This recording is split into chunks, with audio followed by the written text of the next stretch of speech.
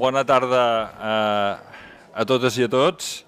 La veritat és que fa moltíssim goig tota la sala plena i a dalt que hem hagut de posar una pantalla perquè totes les persones que s'han inscrit i que volien venir a la conferència, o al cicle de conferència, no ens hi cabien. Però pensem que tothom val la pena d'acollir a tothom i per això hem posat aquesta pantalla i esperem que tots, per tant, i totes podeu gaudir de la d'avui i del cicle de conferències que estem fent. Bé, això és gràcies als amics dels museus d'Osona, no del museu, nosaltres acollim i realment estem molt agraïts a tota la Junta, a la Carme com a presidenta d'aquest cicle, i que hagi tingut aquesta acollida tan fantàstica, aquesta bona idea. I tenim moltes ganes que això continuï, Carme, i Junta ja en parlarem. Bé, no em vull allargar més, avui presentar-vos a la Carme Rubio, que és la presidenta i és la que farà la conferència avui a la coincidència sobre Frida Kahlo. Frida Kahlo, l'art implacable. Jo crec que és... Jo no parlaré de Frida Kahlo, només apuntar només una nota, amb un cicle de conferències de dones pintores d'avui i de sempre, era imprescindible que hi hagués la Frida Kahlo. No solament per la qualitat de l'artista, sinó perquè és una dona que viu un moment convuls, un moment que és on hi ha el despertar del feminisme, i és una dona que a més no és que faci solament una gran obra, sinó que tot ella és una dona artista i que viu artísticament amb molta intensitat. Li passen moltes coses i és una mica el que ha passat amb alguns artistes del segle XX i XXI, alguns que tot ells, de dalt a baix, són artistes, no solament la seva obra, com podia ser Dalí, Andy Warhol, etc. Que ells mateixos ja és la seva vida i és molt plena. Però en el cas de la Frida Kahlo, a més, s'acompanya de dosis de dramatisme molt intensos. Per tant, això ens ho explicarà la Carme, jo no m'allargo més amb això. Jo sí que m'agrada molt presentar avui a la Carme Rubio, a part de presidenta dels Amics. La Carme ha estat catedràtica de secundària a l'Institut Jaume Callís i és professora associada de la Universitat de Vic i a més és membre del grup de recerca Glossa. És presidenta dels Amics dels Museus d'Osona, que tenim aquesta profunda col·laboració ja de fa temps i que hi continuarem, i és conegut per vosaltres amb això, amb aquesta triple, aquest tamboret que estabilitza la seva vida també i la fa tan activa, que és la docència, l'activisme cultural i també l'escriptura. Gràcies, Carme, per tot el que fas. I res, li deixo ja la paraula. Després, si de cas a l'acabar, us donaré algunes informacions d'interès sobre la propera activitat de la conferència i algunes altres coses que farem. Res més, gràcies i endavant, Carme. Moltes gràcies.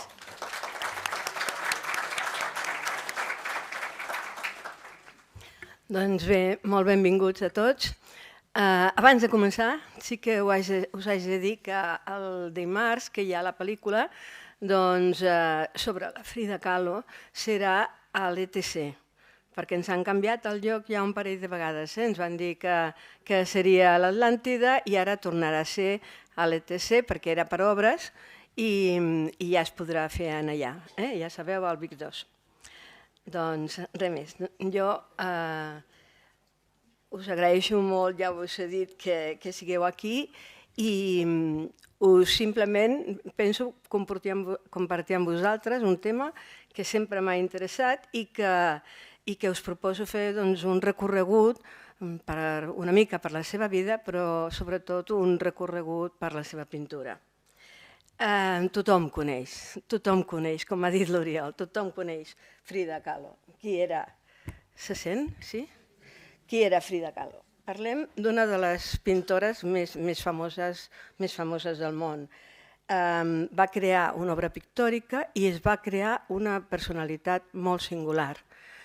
I s'ha dit que ha despertat més interessos per la seva personalitat gairebé que per la seva pintura. O sigui que, tot i que el seu és l'art, doncs aquesta personalitat s'ha anat imposant a la seva figura. Són dos aspectes completament inseparables.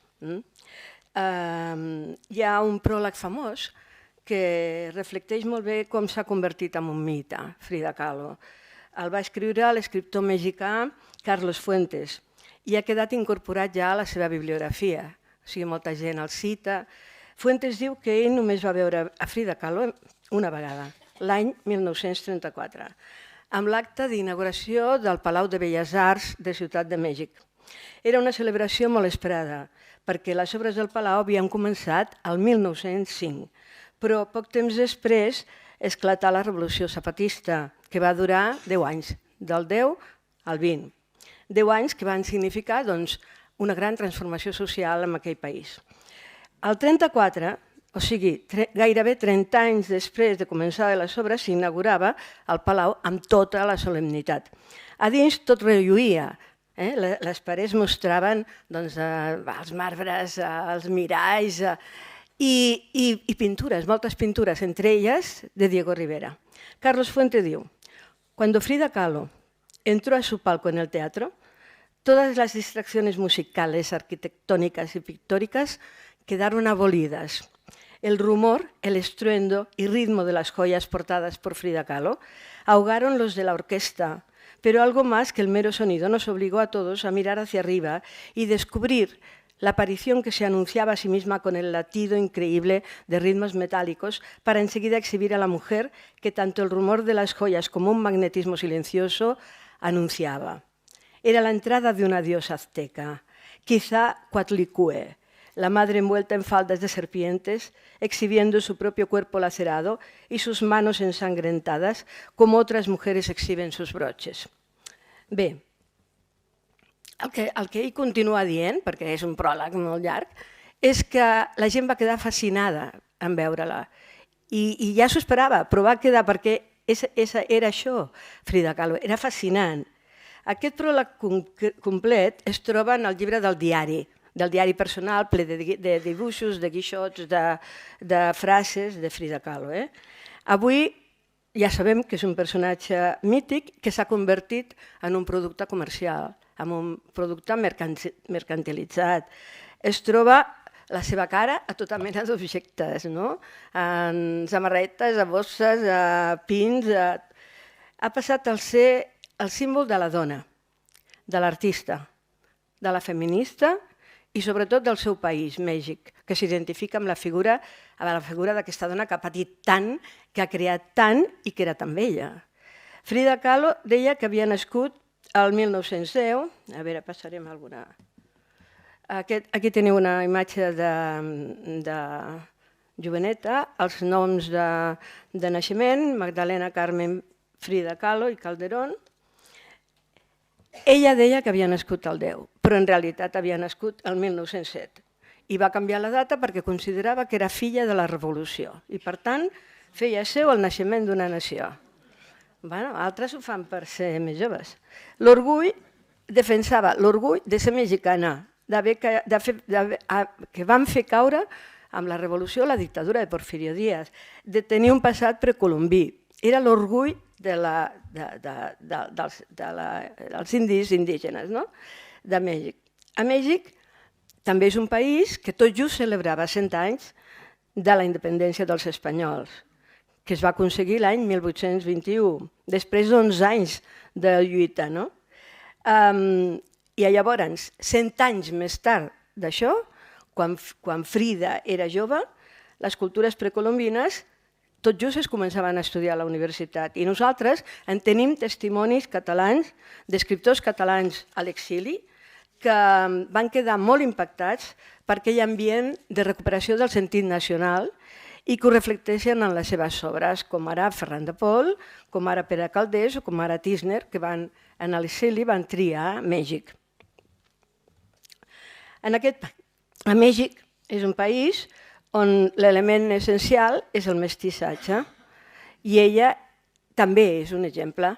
Era filla de Matilde Calderón, també veurem alguna cosa, era filla de Matilde Calderón, descendent de mestissatge de criolls, que eren els espanyols que s'havien quedat a Amèrica, i dels indígenes.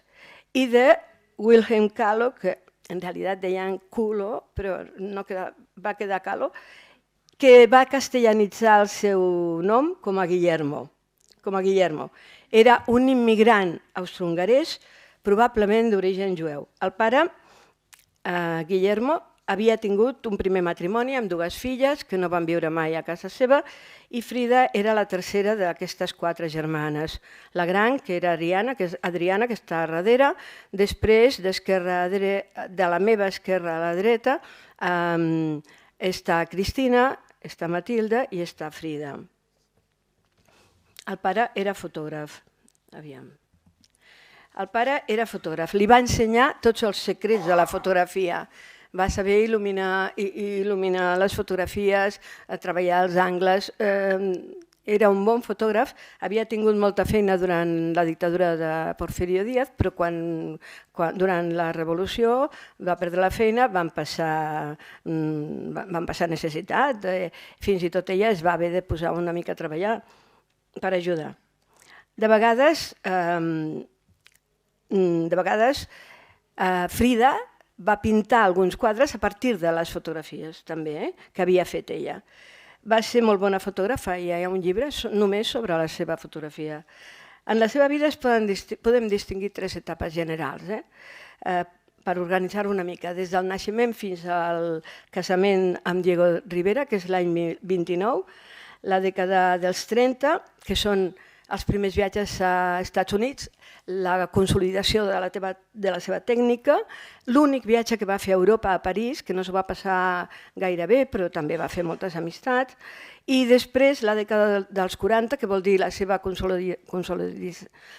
consolidació internacional, i finalment ja en els anys 40 comença una etapa de molts problemes físics, de molts internaments als hospitals, que això s'accentua especialment en els primers 50, i una decadència final, que ella va morir l'any 54, amb 47 anys. Per tant, ella estava amb la seva plenitud com a persona, però aquesta malaltia li va impedir.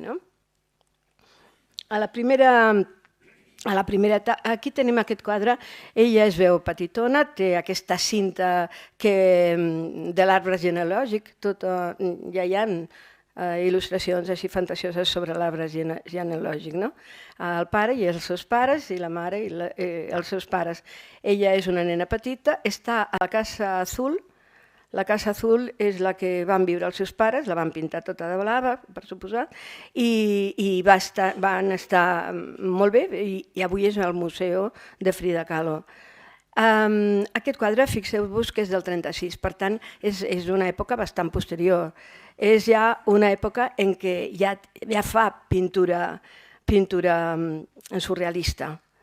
I, per tant, hi ha aquesta fantasia d'un paisatge més o menys desèrtic, més o menys tots aquests cactus, però hi ha els elements meravellosos, els elements que se surten de la realitat, com ara aquesta criatura que porta la mare en el seu si, que deu ser la seva germana Cristina, que només es portava en un any, i després, sobretot, l'element fantàstic, com a les pintures d'en Dalí, que també són pintures realistes, però amb elements fantàstics, hi ha aquests espermatozoos que se'n van cap a un òvul. Ho veieu a sota de la criatura?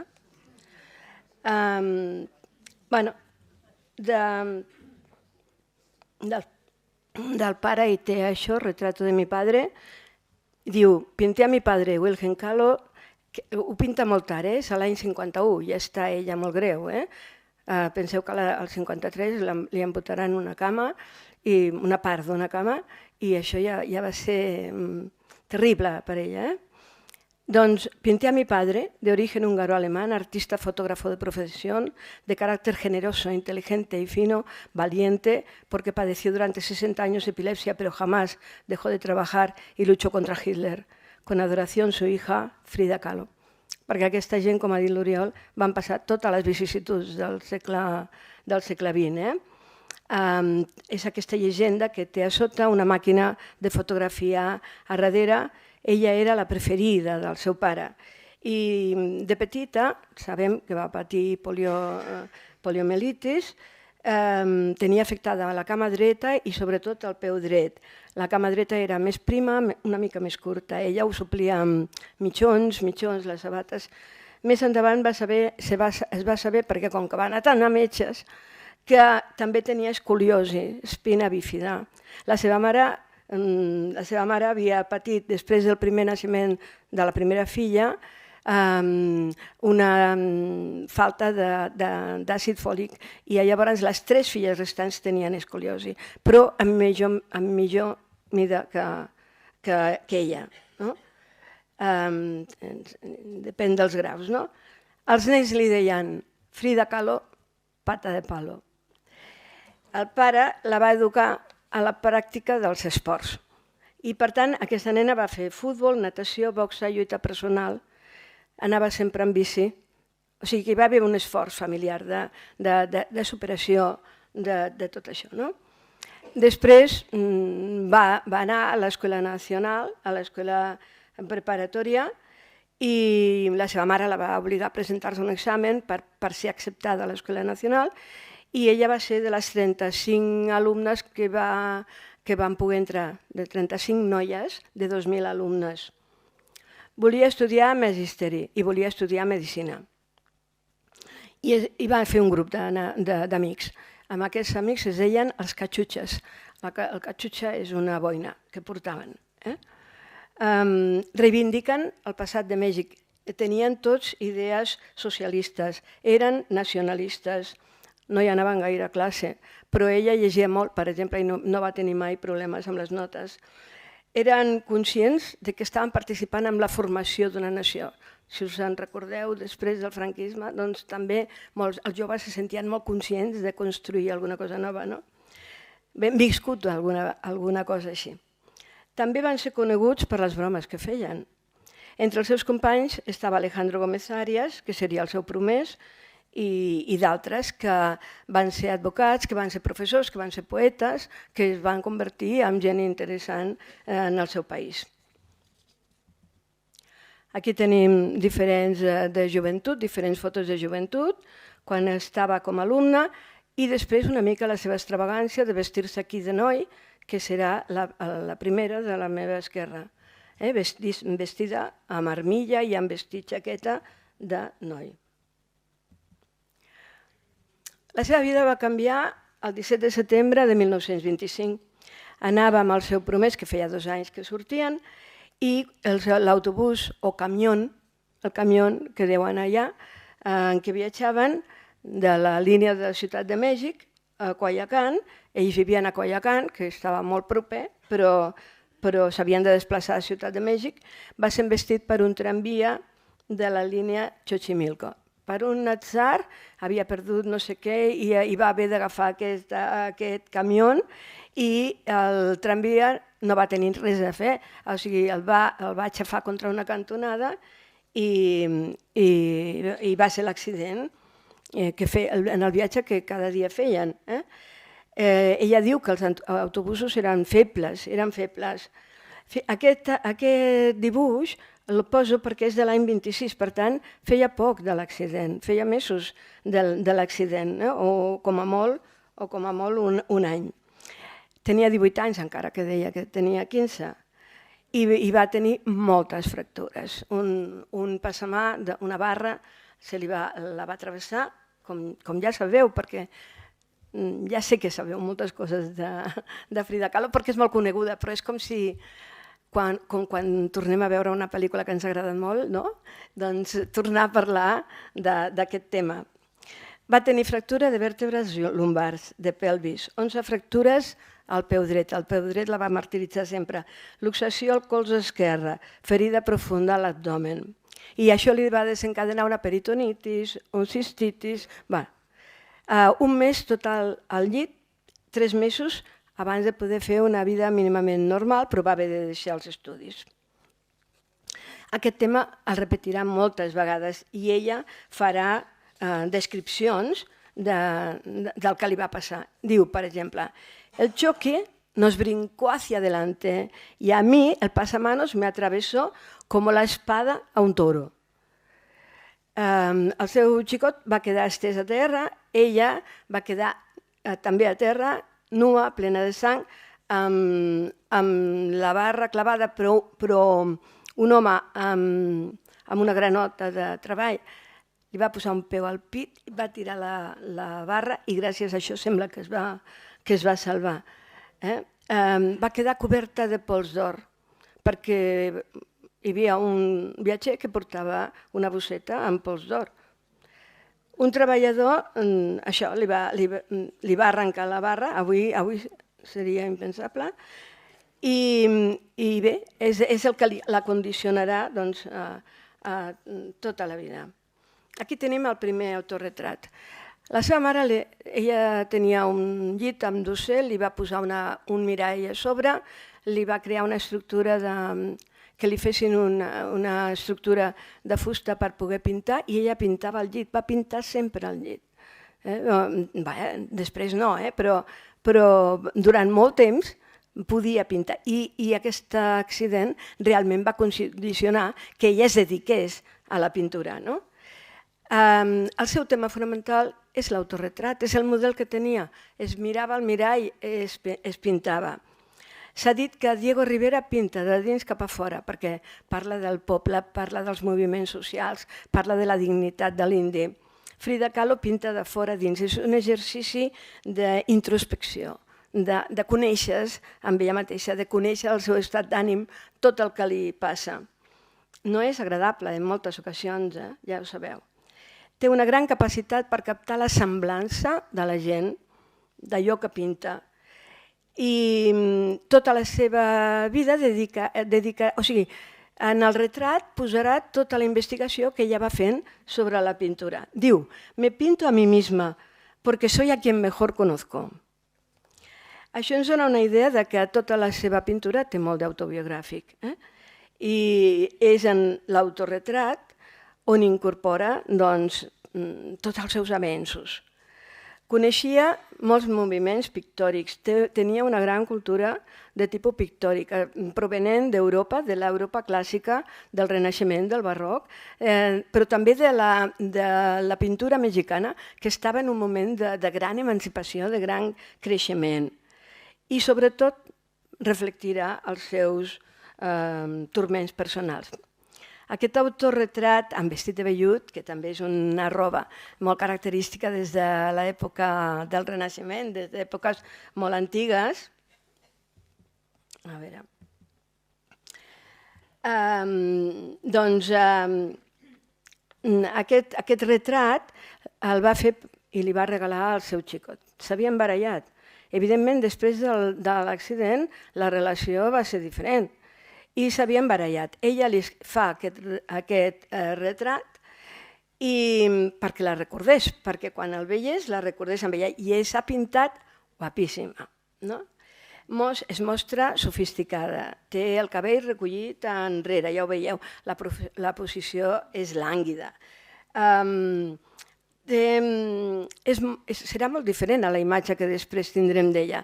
Mireu aquesta mà tan delicada, tan estilitzada, moltes vegades un pintor sabem si és bo per les mans que pinta. Més endavant es retratarà amb altres objectes personals, en aquest moment encara no. A la part de darrere de la pintura, darrere del quadre, va escriure en alemany, perquè ella parlava alemany pel seu pare, Hoy es siempre todavía, el vers en Machado, però escrit en alemany. I ja es veu que ella volia reconciliar-se i es van reconciliar. Però aquell mateix any ell va trencar la relació i la família d'ell el va enviar un any a Europa, a casa d'un oncle, per separar-lo de Frida. I van començar una relació epistolar. Hi ha moltes cartes d'això. Ella li demana què veu, què està fent, com li va la vida, i en canvi ja sabem que ens anem fent segons el que ens va passant, però ella no. Ella diu, jo ja lo sé todo. Sin leer i escribir ja no li fa falta res.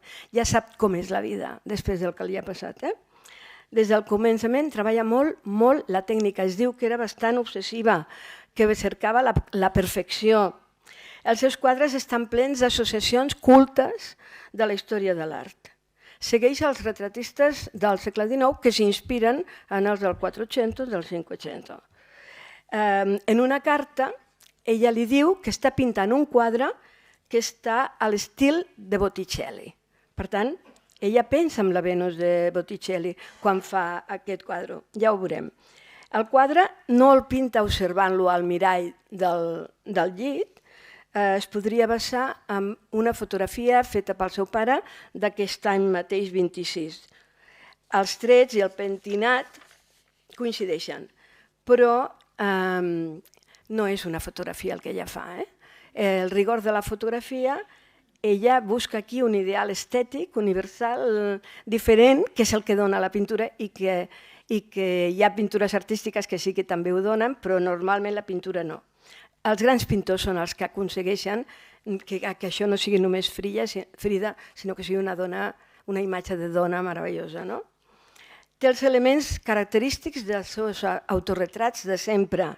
La cella única, aquestes ales obertes del colibrí que caracteritzen la seva cara. Mira l'espectador, té el coll llarg, llavis molt suts. La seva posició és tradicional, amb posat aristocràtic. És com inaccessible, però té aquesta mirada directa a l'espectador. El vestit és d'estil europeu, capritxós, elegant, sembla una dama de la cort, d'una cort reial o aristocràtica, d'un quadre, com treta d'un quadre del Cinquecento. Aquí tenim diferents fotografies de l'any 26, però podria ser una altra, de les que ella es va inspirar, de les que li havia fet el seu pare. Aquestes són diferents fotografies fetes pel seu pare. Aquí tenim la Venus de Botticelli, molt més pensativa, molt més ensimismada que no pas ella, que es dirigeix molt més clavant la mirada a l'espectador, però que li ha inspirat. I aquí tenim dos quadres que a ella li agradaven molt, sobretot el que jo tinc a l'esquerra, i tenim la Leonor de Mèdici, que és justament de la Sofonis Vanguissola, que l'altre dia la Irene ens parlava d'aquesta, de l'època de l'Artemísia. Penseu la mirada, la cara, la bellesa d'aquesta noia, el posat, les mans, però també aquesta altra, era la neta de l'altra, de la gran, de Leonora de Toledo, que va ser retratada per Angelo di Cosimo, il Bronzino. Llavors, quan Alejandro estava per Europa, ella li deia: has de conèixer obligatòriament tot Lucas Cranach, Albert Durero i sobretot el Bronzino. És un quadre que realment amb ella l'inspirava. També podia haver conegut la història de Jeanne Hébuterne, la dona d'Amadeo Modigliani. I estava molt al tanto de tot el que s'estava fent a París. I a partir d'aquí pot haver agafat el gust d'aquell pal coll llarg de Modigliani. És una història, a més, molt trista i devia ser reflectida per la premsa, coneguda, no?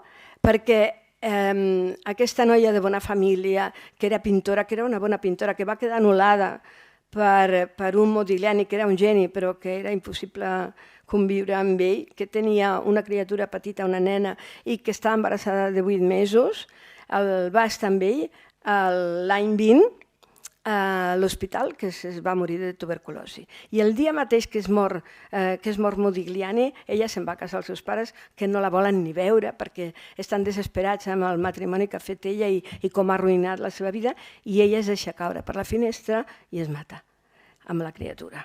Poc temps després, Modigliani serà enterrat amb tots els honors a França.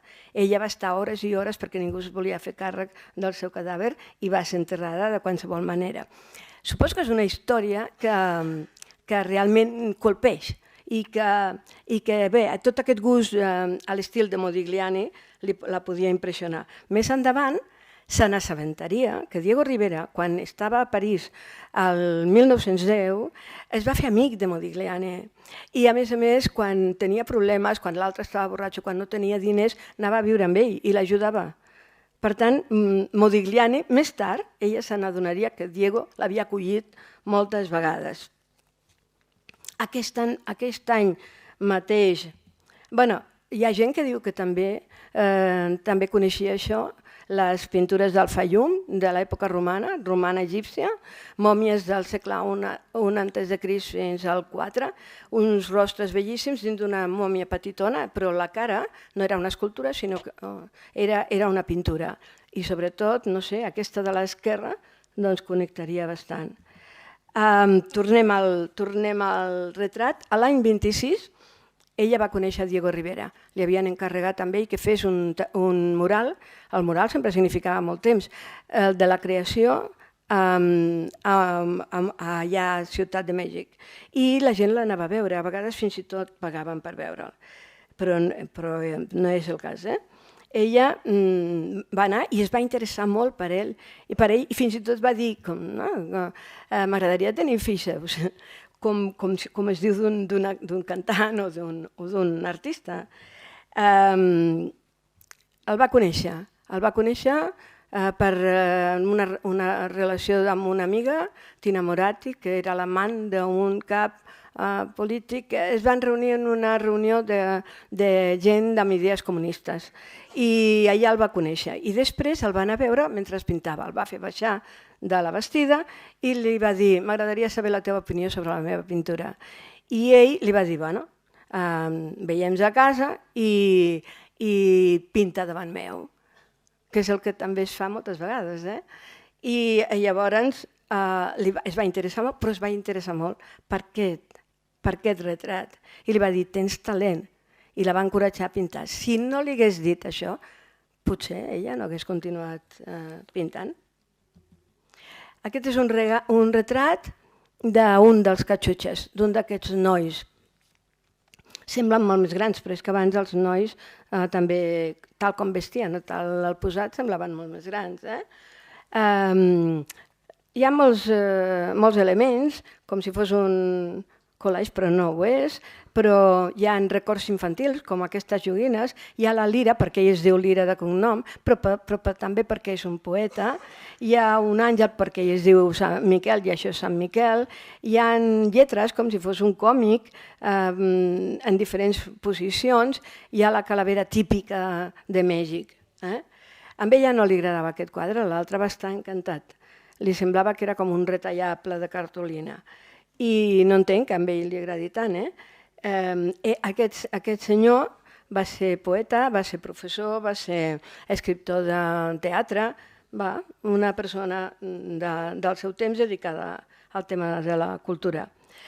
Aquí tenim ja de l'any 29, per tant, va ser 4 anys després de l'accident. Ella fa aquest quadre, que és molt conegut, El camión, on intenta reflectir totes les classes socials de Mèxic.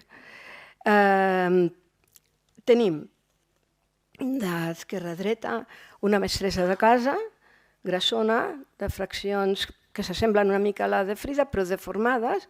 Després tenim un obrer vestit amb una granota blava, però sorprenentment amb una corbata, que és d'una classe social burgesa, però té el record poder d'aquell home amb granota que li va salvar la vida. Una mare indígena que ja vesteix diferent a tothom, va descalça, no porta bossa ni maleta, porta un farcell, un mocador de farcell, porta un gran mantó que a les Índies se'ls servia per portar les criatures, com en aquest cas donar de mamar. Hi ha un nen que fa la seva i que mira el paisatge, hi ha un estranger, un gringo, burgès, capitalista, elegant, podríem definir-lo així, recorda l'oncle Sam i porta una bossa on ella suposa que hi havia la pols d'or que després la va cobrir.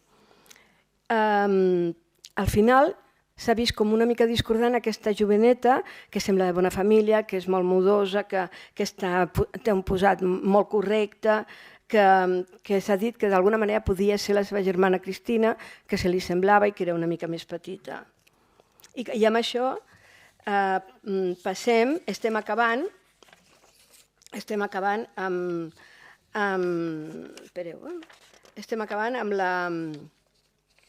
la primera etapa, perquè... Una altra figuració, aquesta és molt important. Aquest quadre ja és del 40, és molt més endavant. Però és que Frida va trobar un sistema d'explicar allò que li passava, allò que sentia, completament nou, completament innovador, que era la tècnica de l'exvot, que això és una herència espanyola, claríssima, perquè nosaltres a totes les esglésies teníem esvots a tot arreu, a totes les esglésies. Amb un esvot és una escena dramàtica, una escena en què hi ha una figura molt potent i després normalment una llegenda que explica el que hi ha i sobretot l'element sobrenatural. El miracle és possible. L'esvot és donar gràcies per la salvació, per haver salvat la vida. Ella també pot donar les gràcies que ha salvat la vida. Aquí veiem un accident terrible, veiem aquesta figura compungida que sembla d'una santa o d'una verge, com si tingués espelmes al voltant, i el cos de la noia per terra. Els esvots es feien sobre làmines metàl·liques. Ella també va pintar sobre làmines metàl·liques. En els pintors sortien esdeveniments macabres, forts. Ella va pintar elements macabres. Hi ha un cert plaer, un cert morbo en la representació de la sang. Ja ho veurem. Ja ho veurem. Per tant, és un dels elements més originals. Quan hi va anar a Mèxic André Breton, el pare del surrealisme, va quedar impressionat de la pintura surrealista de Frida, que no sabia, pensava ell, res del surrealisme. I que, a més, era una altra cultura, era una cultura americana, no europea, i molt diferent. Per tant, aquesta és una de les seves grans troballes de cara a la tècnica i de cara a la seva pintura. Fotografia de casament, 19 d'agost 1929. El vestit sembla que li va prestar una amiga, una minyona. Ell era un personatge que li doblava l'edat, ella tenia 22 anys, i a més molt conegut, molt famós, molt relacionat, una autèntica personalitat en el seu país, amb unes idees molt solidàries i molt faldiller. Frieda i Diego Rivera. Frieda ho posa en alemany, seria el nom de Frida però en alemany. Aquest quadre és del 31. Ella es casa el 29 però pinta el seu matrimoni l'any 31, una mica més tard. I aquí ja tenim la caracterització típica de Frida, la caracterització que al seu marit li agradava i que a ella també, que és la caracterització d'una índia tijuana, amb el vestit, amb el mantó que hem dit abans. Ell és un pintor, porta la paleta, porta els pincells, hi ha una llegenda a sobre que parla del matrimoni, com en els exvots. Ella és menuda, sembla que floti, té uns peuets molt petits, ell és enorme. Els deien l'elefante i la paloma. Els deien, les feministes s'empipen amb això. I aquí tenim ja el primer quadre. Ella va dir, així que ho tenia aquí per dir-ho. He tenido 2 accidentes en mi vida. El primero el camión y el segundo Diego. Perquè tampoc va ser un matrimoni plàcid. Aquesta és una cama ja que es pot considerar surrealista. És un quadre surrealista. Henry Ford Hospital i la cama volando. Després del matrimoni va quedar embarassada i va tenir el primer avortament. No podia tenir fills. Encara tindria 2 avortaments més, 2 avortaments terribles, cada cop pitjor, perquè ella no podia tenir fills. Es jugava la vida cada vegada que quedava embarassada. Frida està nua, s'està dessagnant, estirada damunt del llit. S'està dessagnant. I està... El llit diu que és de l'hospital, però està al mig d'un camp desert, al mig del no-res, al fons es veu la ciutat de Detroit. En aquests anys 30, ella amb el seu marit van marxar cap als Estats Units. I van marxar cap als Estats Units perquè realment era molt difícil viure a Mèxic. a Mèxic estaven començant a perseguir comunistes, podien acabar a la presó, hi havia molt moviment.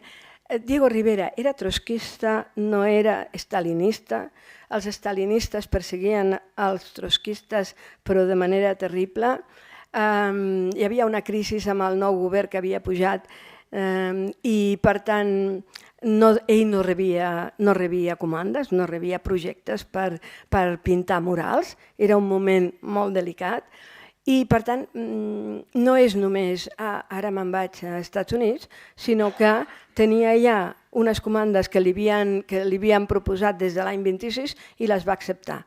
I va anar a San Francisco, va anar a Detroit i va anar a Nova York, especialment. També es van desplaçar a Filadèlfia, però això és Detroit. I tot el relleu final és el de Detroit. Les raons eren en bona part polítiques del seu viatge als Estats Units. La seva vida perillava en allà. No volien tenir tants problemes.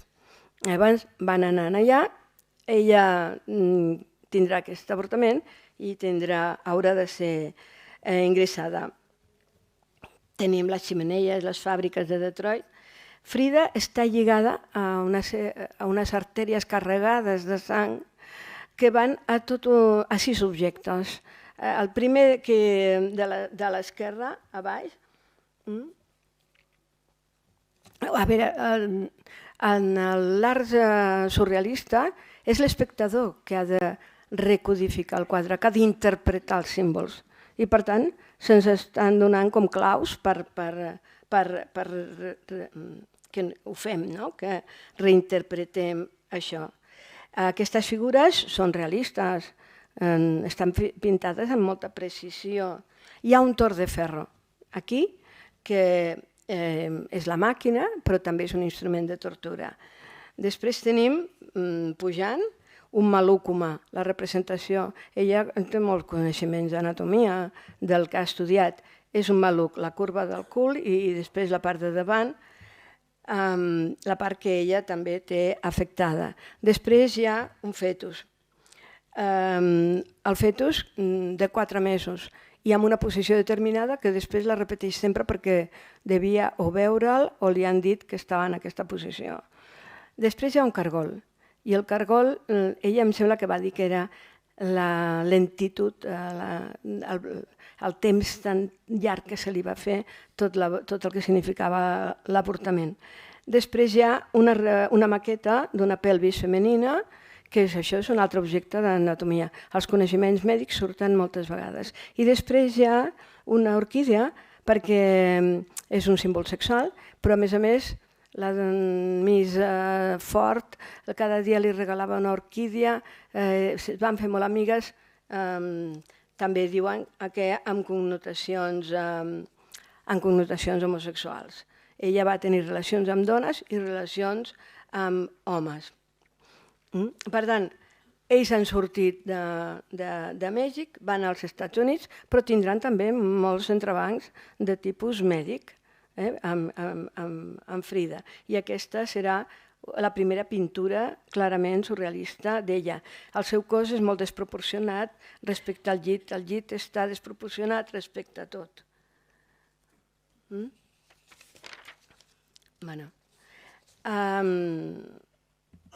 El surrealisme va ser fundat per André Breton l'any 24, era literari i era artístic.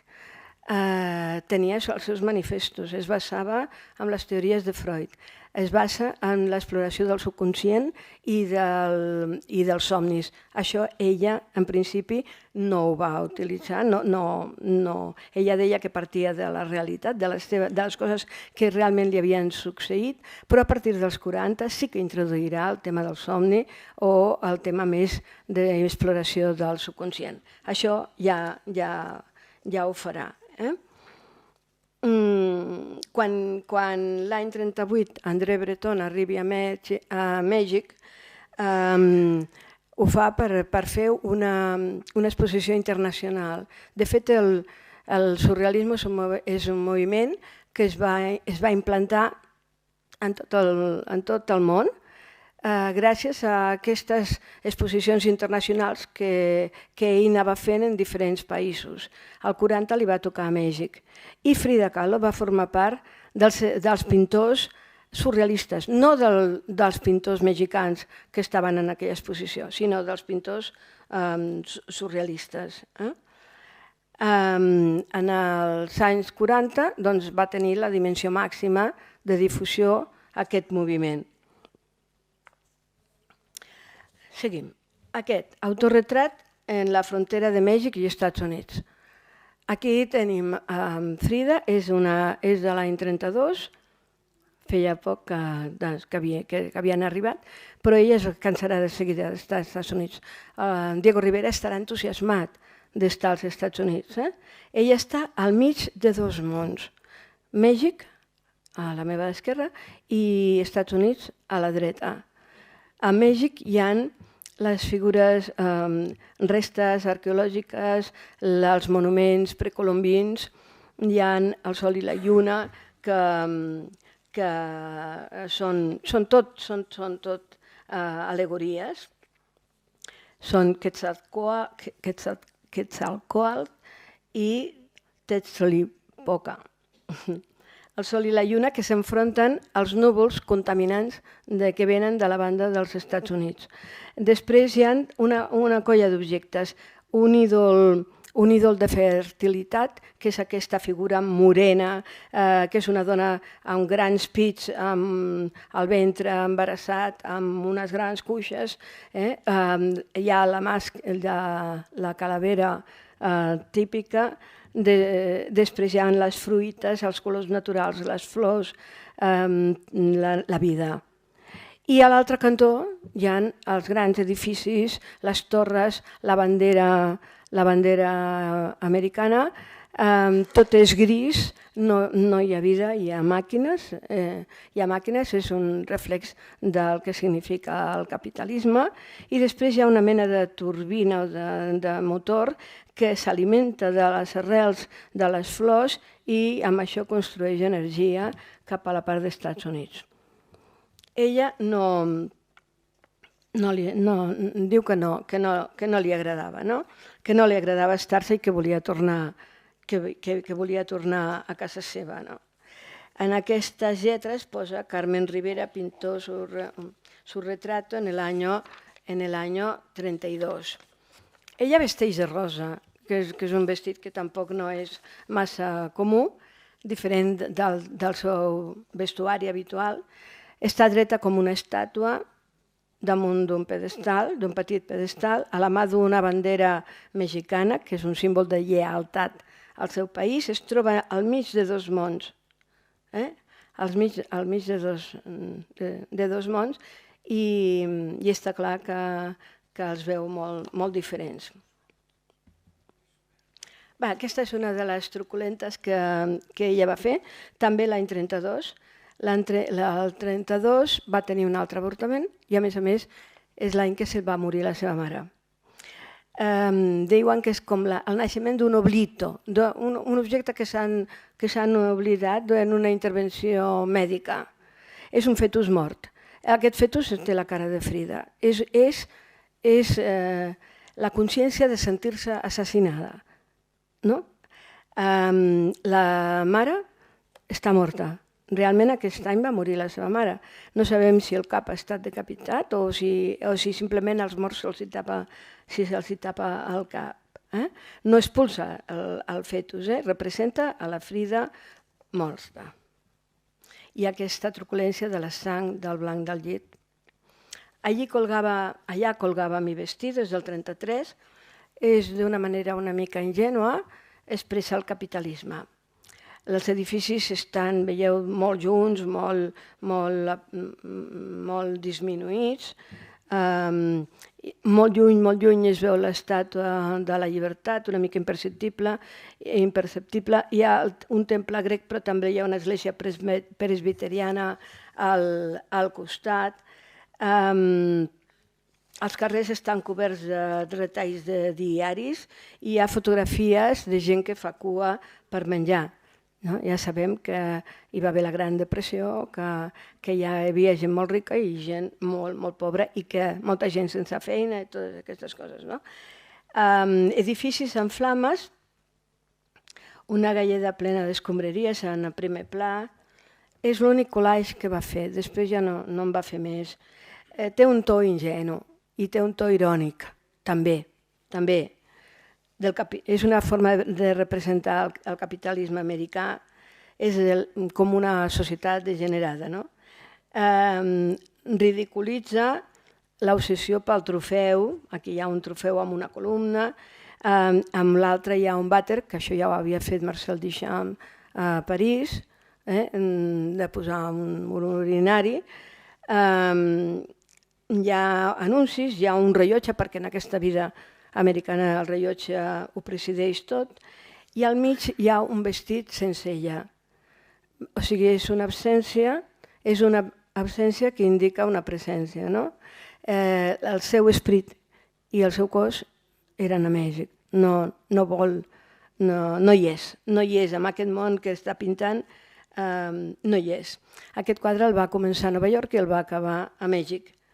Mentrestant, mentre eren allà, Diego Rivera estava pintant els murals del Rockefeller Center i aquest quadre el va regalar a un dels hotels dels doctors que la van operar a San Francisco i que moltes vegades es va fer molt amiga de doctors amb els quals que la tenien i que ella els hi tenia confiança. Vinga, anem amb un altre de sòrdid. Unos cuantos picatitos. És un quadre que està entre el 35 i el 38. Tornem a la tècnica de l'exvot. Feta en estructura metàl·lica i amb marc de fusta pintada.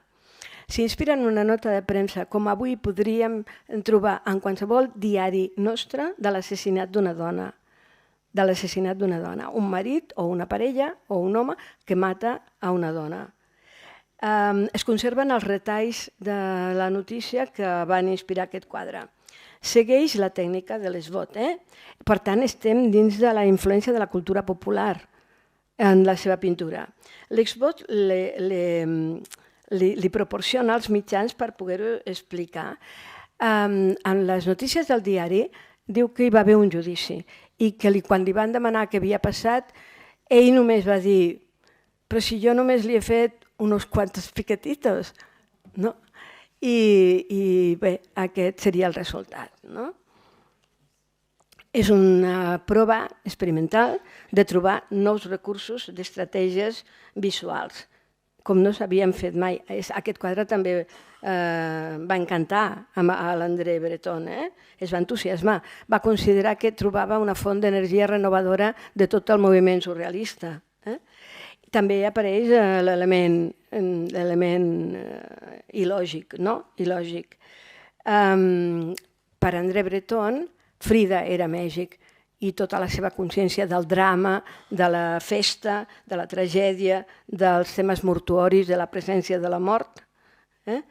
Altres pintors, abans que ella, també havien pintat això. Hi ha com unes pintures que són del plaer de la sang, de pintar la sang. La sang està per tot arreu, per la camisa d'ell, pel terra, pel marc. Hi ha el morbo aquest de pintar la sang. Són molt expressionistes. Memòria, o el cor, és un altre problemon que va tenir de l'any 37, perquè, a veure, ella està expressant aquí quan va descobrir que Diego Rivera s'entenia amb la seva germana petita, Cristina. Llavors, reflectirà aquesta pintura. El cor d'ella no hi és, està travessat un altre cop per una barra al seu cos, però amb una altra alçada del cos. El cos és a terra enorme, perquè la seva pena és molt gran i sagnant per tot arreu. Després tornen a haver-hi llaços vermells com si fossin artèries carregades de sang d'altres vegades. Hi ha l'uniforme d'estudiant, d'una nena que va a escola, i després hi ha el vestit de Tijuana, d'Índia a Tijuana, que era el que li agradava a ell. I ella va vestida occidental. I a més s'ha tallat el cabell, perquè en les dues separacions que té amb en Diego Rivera hi ha una mutilació de lo femení. Es talla el cabell com si fos una castració, com si fos una mutilació. El cabell és un element sexual, eròtic, fonamental. Al peu hi ha com una barca. Al seu peu dret, que tants problemes li porta, doncs ella no té mans. Per tant, és impotència, no? La impotència de poder fer res davant d'aquesta situació. Els braços estan amb aquests vestits que ella ha dibuixat. El paisatge no pot ser més àrid i desolador. El cel ja és també molt turbulent, una mica ja amb l'ambient del somni. Entre les cortines, autorretrat dedicat a Trotsky. Doncs ella es va pintar molt elegant, d'Índia a Tijuana, però elegant, i li va regalar aquest quadre a Trotsky com a present d'aniversari. Perquè Trotsky, fugint de l'Stalin, se'n va anar per diferents països on ningú li donava asil perquè la policia de Stalin el perseguia, anés a on anés, i Diego Rivera va intervenir a Lázaro Cárdenas, el president, perquè acollís, perquè li donés asil, i li van donar. I va viure a la Casa Azul, a la casa d'ells. Trotsky va viure a la casa d'ells. I ella, Frida Kahlo, els va anar a buscar a ell i a la seva dona, que devia ser també una dona molt lluitadora i molt interessant i que també va tenir una vida terrible, la Natàlia Sadova. Doncs Stalin els havia mort els seus fills. Els dos fills, un desaparegut, l'altre mort en estranyes circumstàncies, els havien mort. Van ser acollits a casa de Frida Kahlo i de Diego Rivera. Aquest paper que porta ella diu: para León Trotsky, con todo mi amor, le dedico este cuadro el 7 de noviembre de 1937. Perquè, clar, Diego Rivera estava sempre fora fent els seus murals i van tenir una relació, Frida i León Trotsky. I van escriure, a més, moltes cartes, però que després ell va voler que totes es destruïssin. Ella li regala aquest quadre, després va haver d'anar a Nova York per problemes dels quadros i d'exposicions, i quan va tornar la parella ja no hi era, s'havien marxat, el seu home li va donar una excusa de que no pagaven el lloguer o no sé, alguna cosa, i ells, el Trotsky i la seva dona, es van establir en una casa que van intentar fortificar. Van ser assaltats a bales per un altre muralista, en Siqueiros, amb tota una colla, i després ja sabeu que va ser assassinat l'any 40 per en Jaume Ramon Mercader amb un altre nom. Un mercader que ja s'havia volgut fer amic de Frida quan estava a París per acostar-se a Trotsky, perquè Diego Rivera era trotskista. Per tant, el tema de Trotsky és molt dur i, a més, molt embolicat. Em sembla que un dels vehicles que portaven els de Siqueiros era de Diego. No sé, és molt embolicat. I, a més, molt perillós, perquè aquí s'hi jugaven la vida de veritat. Hi ha moltes vegades que no són problemes sentimentals, que són problemes polítics i molt greus. I potser una separació anava bé per intentar resguardar la vida de Frida. O sigui que... Mi nana i jo. És de l'any 37, tornem a la cultura popular. La seva mare ja no li va poder donar el pit perquè la seva germana va néixer un any més tard i després va néixer, era Cristina. És alimentada per una dida. La dida porta una màscara. La relació és freda, distant, no es miren, només és aliment. No hi ha contacte ni visual. La màscara antiga li tapa el rostre i el rostre de Frida és monstruós, és adulta, no és una criatura. Hi ha llàgrimes al cel, hi ha gotes de llet al pit de la indígena, hi ha un contrast de colors de les pells d'elles i aquest quadre vol dir també el contacte amb el Mèxic profund. Aquest és molt interessant. Dins d'aquesta influència de la cultura popular, no sé si m'estic passant, m'avisareu una mica quan ja no pugueu més? No, jo ja miro d'avançar. Aquesta pintura va impressionar també molt a l'André Breton per surrealisme cultural. És una plaça enorme d'una ciutat mexicana que no és cap concreta, podria ser de diverses, i hi ha uns personatges populars. El primer, aquest personatge que és com un macho mexicà, amb granota, és un obrer, és gran, és la figura del Judas, li deien Judas a la Setmana Santa mexicana, a la Pasqua, i després el porta tot d'explosius enrotllats perquè els destruïen, els cremaven. Nosaltres anàvem a matar, no sé què, jueus, no? Els cremaven per destruir tot lo dolent que pogués haver-hi. Després hi ha un ídol, una figura d'aquestes de fertilitat, de la cultura colima, perquè n'hi ha moltes de cultures, els pits turgents, el ventre embarassat, ha sortit diverses vegades.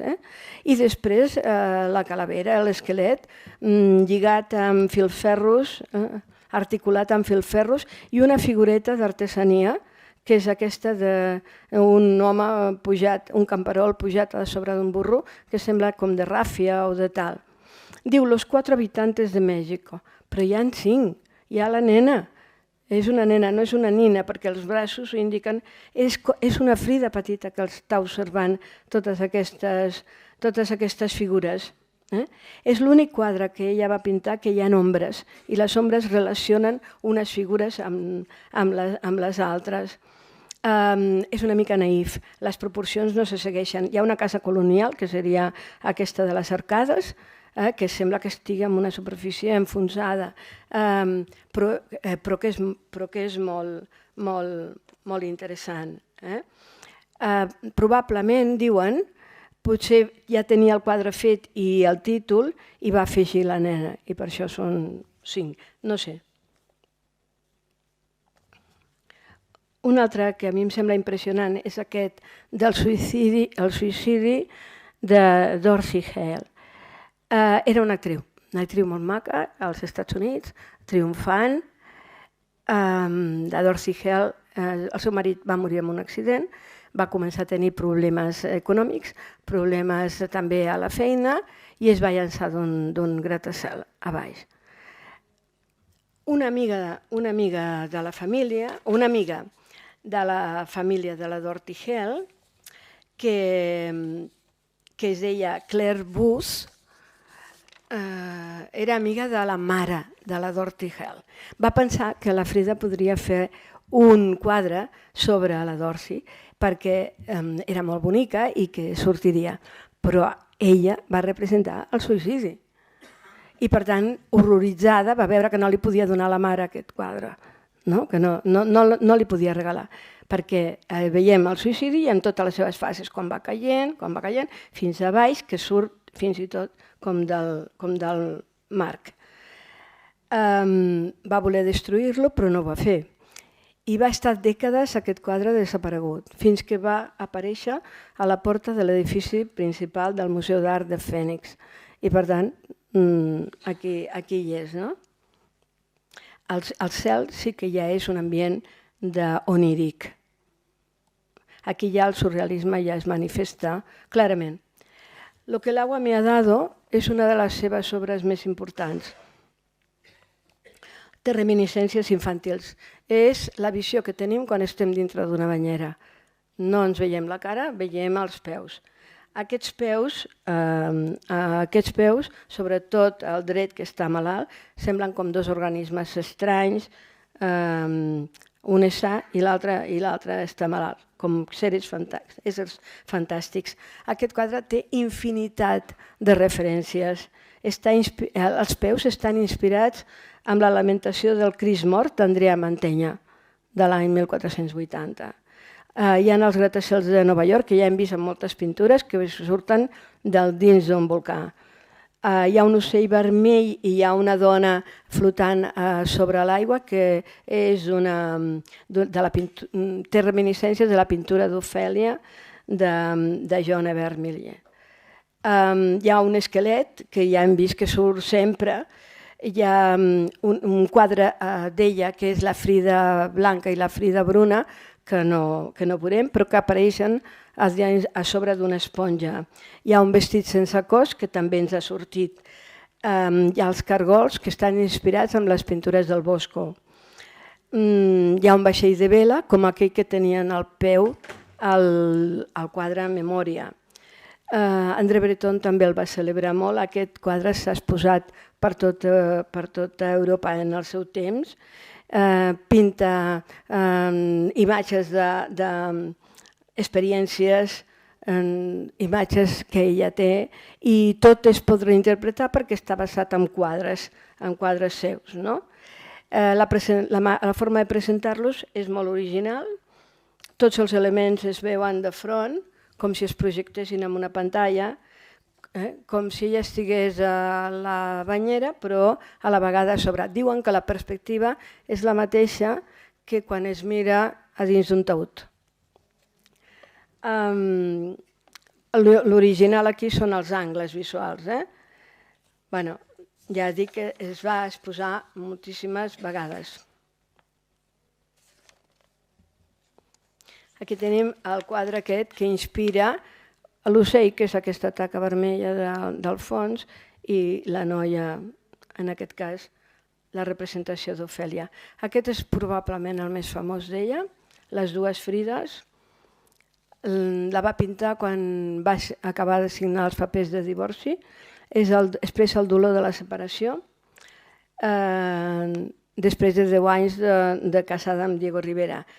Les dues Frides, una vestida d'Índia tejuana, la de la dreta meva, i l'altra de dama occidental i mudada, doncs una té cor i l'altra, una té el cor trencat i l'altra no, estan unides també per aquestes artèries carregades de sang.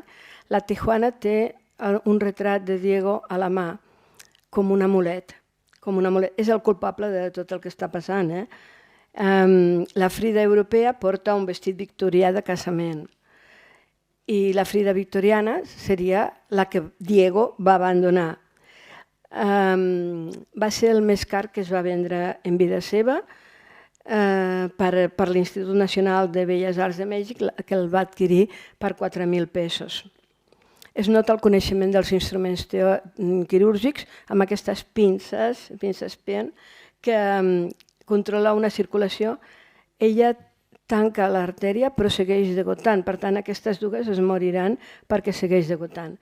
Taca el vestit i al final van a fer com les floretes, les taques de sang es fan a fondre's amb les flors de la decoració del vestit. Expressa la dualitat de Kahlo. Ella, que ja va tenir una amiga imaginària de petita i que sempre presenta moltes vegades aquesta dualitat, doncs aquí són sentiments contradictoris i bé, el divorci sí, però ja us dic que hi ha una altra línia d'investigació que pot ser que les raons de divorci siguin unes altres. Ja anem acabant. Aquí seria un quadre que es considera que li va servir per solucionar molts problemes tècnics de cara a la pintura, de Julio Romero de Torres. També dues noies, també amb un retrat a les mans i un home al fons. Autorretrato con pelo cortado, de l'any 40, torna a tallar-se el cabell, porta les tisores castradores a les mans, els cabells semblen vius, semblen serps, excepte els que estan a la cadira, tots els altres estan en primer pla i semblen... i va contra tot el que és la imatge de... Està castrant tota la feminitat. Li queden però els talons a les sabates i les arracades. L'altre sembla que s'hagués posat un vestit al seu marit o continua mirant directament als ulls de l'espectador. El tema del cabell ja sabem que és molt antic, té ressons bíblics i que són un element molt important, no? Automutilació. El sueño, aquesta planta que es va enfilant, que no sabem si és com un dibuix, si l'ofegarà o serà protectora, a sobre, aquest té un humor negre mexicà, no?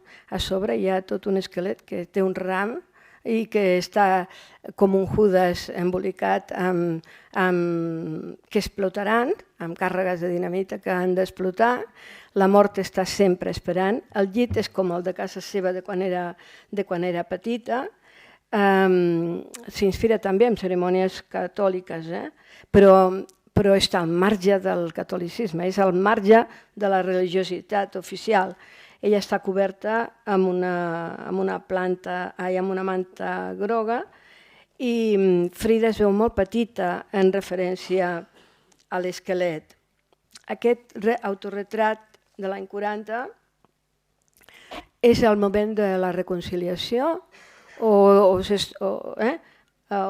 final del divorci o al començament de la reconciliació, perquè torna a tenir el cabell llarg, té un tocat meravellós de flors al cap, però aquí sí que hi ha referències catòliques, perquè la corona de Crist s'ha transformat en aquest collaret que li fa sang al coll.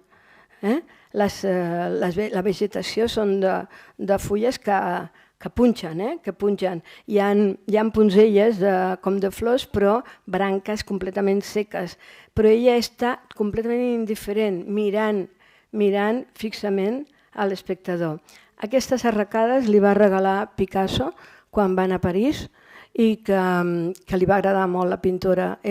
Picasso, Kandinsky són alguns dels pintors que van estar entusiasmats amb la seva obra. En aquesta època pinten molts autorretrats, més de 20 de les pintures que va fer van ser autorretrats. Aquesta també és de reconciliació, té un forat al cos, és totalment àrid, tota la vegetació que li surt com agafant arrels, és un lloc totalment inhòspit i l'únic és que té un coixí, pobre, però és com voler-se fondre a la natura, com voler ja donar-ho tot dins aquest roquissar. Per tant, a veure, aquesta obra, al Museu Nacional d'Art, va ser subhastada a Nova York per $180.000 i actualment està en una col·lecció de París. Ella és com si fos un tronc que han tirat al mig del camí i que d'aquí surt una espurna de vida. La columna rota ja comença una etapa de grans intervencions, de grans operacions. Li fan corsers, moltes vegades ella els decora, però són uns olors insofribles. El seu cos està completament torturat, obert de dalt a baix com si fos de cartró. Hi ha unes bandes que impedeixen que ella s'obri ja definitivament, però marquen el corser. Hi ha una columna per dintre, però és una columna clàssica trencada. La seva columna d'ossos ha estat substituïda per una trencada. El paisatge ja és de catàstrofe, com després d'un terratrèmol, i també hi ha molts elements d'iconografia cristiana. Tots aquests claus que se li claven per tot el cos i després aquesta mena de drap com una mica quan es tapa el cos de Crist quan es baixa. Aquesta la va regalar una parella d'amics i està transformada ja en un cèrvol. Torna a ser irònic perquè la corona ja és una brancada de cèrvol i que pot fer al·lusió a les banyes, no? I té 9 fletxes com Sant Sebastià. És una altra referència religiosa. Són 9 fletxes. No la mataran, però li faran passar-s'ho molt malament. Ho va regalar amb uns... I l'últim, 8 dies abans de la seva mort, Frida va mullar amb un pincell i va escriure aquest Viva la vida, que era com un lema, i la data de la seva mort. Coyoacán, 1954. La seva salut ja estava molt malament, contra l'opinió dels metges havia anat a una manifestació, havia cridat amb cadira de rodes, havia anat a una exposició i li van portar al llit perquè no podia estar de cap altra manera, però ja se sentia molt, molt malament. I per tant és una pintura de comiat. Havia passat moltes temporades entre els anys 40 i principis dels 50 a l'hospital, estava desesperada, deia moltes vegades que volia morir-se, prenia molta medicació, tenia morfina, es va aficionar a l'alcohol i presenta aquestes síndries obertes d'un vermell vida, que significa la vida. La de l'esquerra suggereix, a més, la fecundació, com els espermatozoides, els òvuls. El cel és blau fosc i blau cel, alegria, tristesa, probablement. El tall central va escriure el seu nom. És un comiat. És un comiat en tota regla. De fet, ella va morir d'una malaltia molt greu, però potser també d'un excés de barbitúrics. No se sap això, però jo ho he llegit, no m'ho he inventat. Us faig només una visió cronològica de retrats i amb això acabo. L'any 33, els millors fotògrafs li van fer fotografia. Es va enamorar de fotògrafs com aquest Nicholas Murray, que era boníssim i que li va fer uns retrats preciosos. A Nova York, l'any 33, també en plenitud, l'any 41. A Nova York, l'any 50, ja en el llit, i als últims temps ja no vivien junts, però Diego Rivera la visitava contínuament, però ja no vivien junts.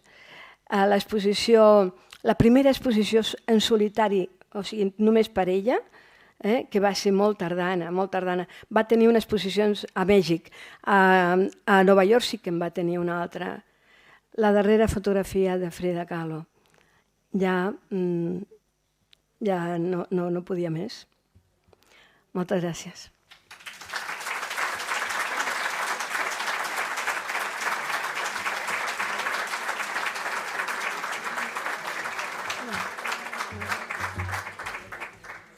Gràcies, Carme. No sé si teniu alguna consulta, alguna pregunta a fer-li a la Carme. Que m'he allargat, no sé per què no porta. No? Va bé, doncs aquí deixem la sessió. Només dir-vos gràcies, Carme, per la conferència. En sabem molt més ara de la Frida. Recordar-vos això, que tindrem la propera sessió serà la projecció de la pel·lícula, el dimarts 20 de febrer, a l'ETC, no a l'Atlàntida. També dir-vos que la Carme organitza un club de lectura a la Biblioteca Pilarín Vallès. Ho anunciem? Com vulguis. I que això serà una sessió única el dia 3 d'abril, a la Biblioteca Pilarín Vallès, dintre del cicle, i serà sobre un llibre de la Carme Riera, Una primavera, per Domenico Guarini. O sigui que aviat es podrà... Els llibres es podran anar a recollir, entenc que a la Biblioteca Pilarín Vallès, els llibres per qui vulgui participar en el club de lectura, una altra iniciativa que està molt bé. I finalment només anunciar-vos nosaltres, el museu segueix fent activitat, però també gestionem el Museu de l'Art de la Pell i el dia 17 de febrer, o sigui aquest dissabte que ve no l'altre, a les 12 inaugurem la propera exposició que serà sobre en Quim Domene, un artista contemporani. No és una antològica, sinó serà una exposició sobre obra recent d'ell, inspirada en diferents textos, reflexions sobre art, sobre cultura, sobre política. Ell combina natura amb cultura, art contemporani amb referències antigues, i bé, i us convidem a tots a estar a la inauguració, o més endavant, al llarg del mes estarà allà exposada. No sé si em deixo res. Gràcies per venir una vegada més i continuem.